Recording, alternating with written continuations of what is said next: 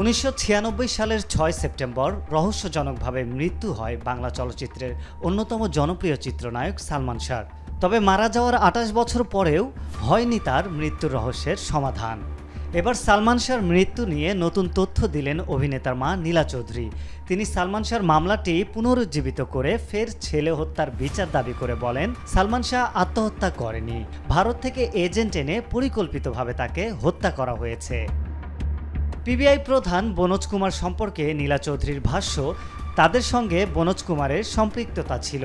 এই বনোজ কুমারকে তারা অনেক টাকা দিয়েছে। সালমান শাহর মৃত্যুর পর আমরা জেনেছিলাম যে ভারতীয় কাউকে ভাড়া করে এনে সালমান শাহকে হত্যা করিয়েছে তারা। সুকুমার রঞ্জন সে সময় সংসদ সদস্য ছিলেন। তিনি ভারতীয় এজেন্ট রয়ের একজন সদস্য। তিনি আমাকে সে সময় হুমকি দিয়েছিলেন। নীলা চৌধুরী আরও বলেন, আগে একটি মাফিয়ার আন্ডারে আমরা ছিলাম, এখন আমরা মুক্ত। এ হত্যার বিচার প্রয়োজন। আজিজ মোহাম্মদ ভাইকে দেশে ফিরিয়ে আনা হোক। সালমান শাহর সাবেক স্ত্রী সামিরার বিষয়ে তিনি বলেন, সামিরা 3টি বিয়ে করল। সে যে খারাপ তা প্রমাণ হয়ে গেছে। একটি ঘরেও সে থাকতে পারেনি। তার বাবাও অনেক কিছু করেছে, ইদানিং তাদেরকে দেখা যাচ্ছে না।